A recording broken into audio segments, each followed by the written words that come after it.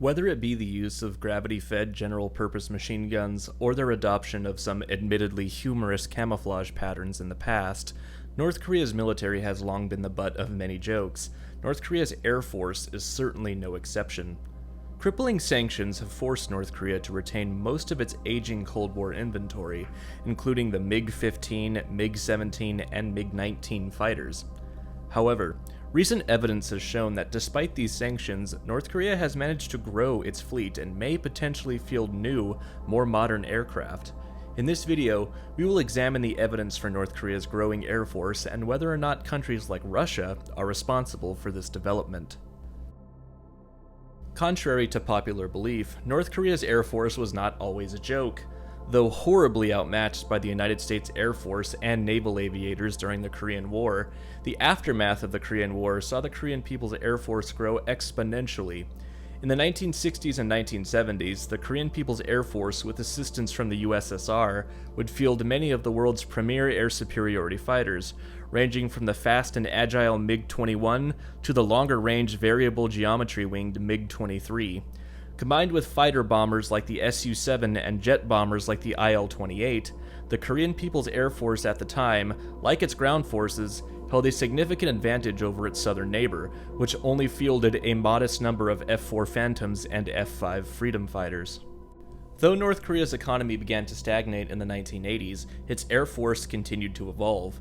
In the late 1980s, it acquired its first MiG-29s, specifically first-generation MiG-29A export variants, as well as Su-25s, a dedicated close air support aircraft comparable to the American A-10 Warthog, along with the necessary license to produce and maintain them.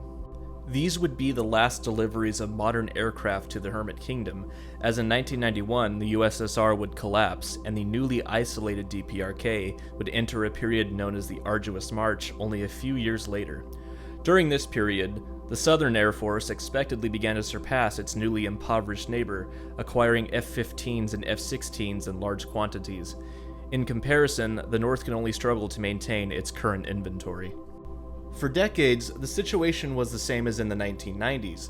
The Korean People's Air Force's most modern offerings were its few dozen MiG-29A Fulcrums, with even fewer more modern MiG-29S models, which are denotable by their enlarged dorsal spines. These were supported by roughly 20 or so of the aforementioned Su-25 close air support aircraft and 50 or more MiG-23ML fighters. The rest of its aircraft fleet were hopelessly obsolete Soviet and Chinese designs like the MiG-21 and J-7 from the early Cold War. North Korea is also rumored to have a few MiG-25 Foxbat interceptors dedicated to protecting the airspace around Pyongyang, though this is unconfirmed as none have ever been seen publicly. However, while the status quo persisted for many decades, in 2018, military analysts and journalists noticed a peculiar change in North Korea's MiG-29 fleet in particular. It seemed to be growing.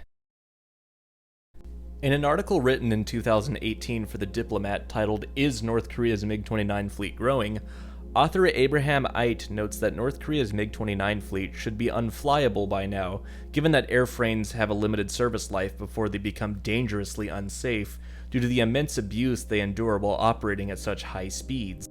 He goes on to say that North Korea purchased a production license to produce indigenous MiG-29s, albeit with minor yet crucial inputs from Russia, and had only managed to produce roughly 15 airframes by the end of the 1990s.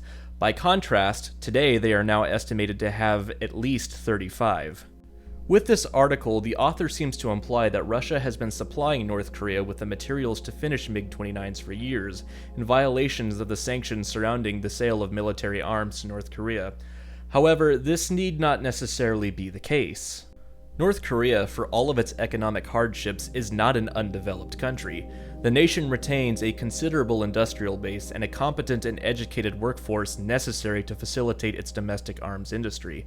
North Korea is one of the few nations in the world that is presently capable of producing its own jet engines, for example, having produced a domestic copy of the RD-9 engine, which is found in the MiG-19, for decades. Now, while the RD-33 engine found in the MiG-29 is far and away more complex than the RD-9, with all of North Korea's history of relying on inventive domestic solutions to its problems, The idea of North Korean industry producing a fighter jet it has been familiar with for over 30 years is not out of the question. A case in point is the aforementioned production license that North Korea purchased for the MiG-29 back in 1987, which proves that they at the very least had the industrial ability to assemble the jets from parts, with the expectation that they would eventually be able to produce them domestically. Further reinforcing this point is that we already have evidence of North Korea making domestic additions to its fighters. For example, in an article written for Military Watch magazine, North Korea has developed its own tactical air and navigational system, which was used by Bashar al-Assad's forces with success during the Syrian civil war. At the same time, an article written for 38 North notes that during a 2021 defense exhibition in Pyongyang, newly developed missiles resembling the British AIM-132 and the Chinese PL-10 demonstrate that North Korea does have the technical skill required to produce sophisticated weapon systems, even if they are in low numbers. Now, bear in mind, I am in no way suggesting that neither Russia or China has ever supplied North Korea with weapons since the 1990s. I'm simply asserting that there isn't any evidence to suggest that this is being done en masse. Nor does it make sense for North Korea, a country with a fanatical belief in self-reliance, to make itself reliant on foreign powers for its defense, something it has never historically done, even during a famine. Instead, what I believe makes more sense is that North Korea acquired a few of these weapon systems either directly or from other sympathetic states to reverse engineer and produce them domestically, something that North Korea has always done. Given that the war in Ukraine has seen a radical realignment in geopolitics that has not been seen since the beginning of the Cold War, North Korea has seen a rekindling of its friendship with Russia. There is talk of North Korea acquiring more modern aircraft, such as the venerable Su-35 flanker fighter, in exchange for the supplying of artillery shells among other military hardware to the Russian war efforts in Ukraine. So far, this is purely speculative, although Kim Jong-un himself was given a tour of a facility hosting Su-35 jets during his most recent visit to Russia. It is doubtful that Pyongyang would acquire Su-35s for a few reasons. Firstly, if Russia relented and gave Su-35s to Pyongyang, it would be seen as a significant escalation in tensions with the West and neighboring countries, including Japan and South Korea. A move would almost certainly irreparably damage Russia's relationship with South Korea, a nation that has frequently collaborated with the Russians for many of its defense needs, such as the KM-SAM, which uses technology from the S-400. South Korea has also previously purchased T-80 tanks, Sapla-class LCACs, and BMP-3 infantry fighting vehicles from Russia.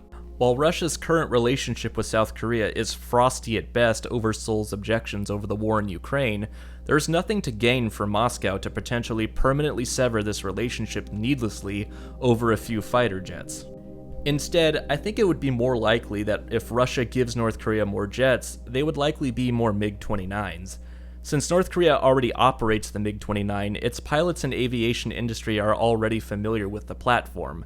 The MiG-29 is also smaller and less maintenance-heavy, reducing the economic and logistical burden of an already economically taxed nation. This would also give Russia plausible deniability, allowing them to say that the North has restarted production of the jets, something the West already knows it theoretically can do. In conclusion, while there is evidence to suggest that North Korea's Air Force is indeed growing, the evidence so far does not point to Moscow wholesale supplying North Korea with jets and missiles. Instead, what pieces of the puzzle we do seem to have indicate that the growth of the Korean People's Air Force can be attributed to an incentivized North Korean defense industry, bolstering its conventional defensive capabilities with domestic production of foreign designs that it has acquired through undoubtedly nefarious means. However, as is the case with everything concerning North Korea, the whole truth is shrouded in mystery. However, the developments in the next few years should prove to be very, very interesting.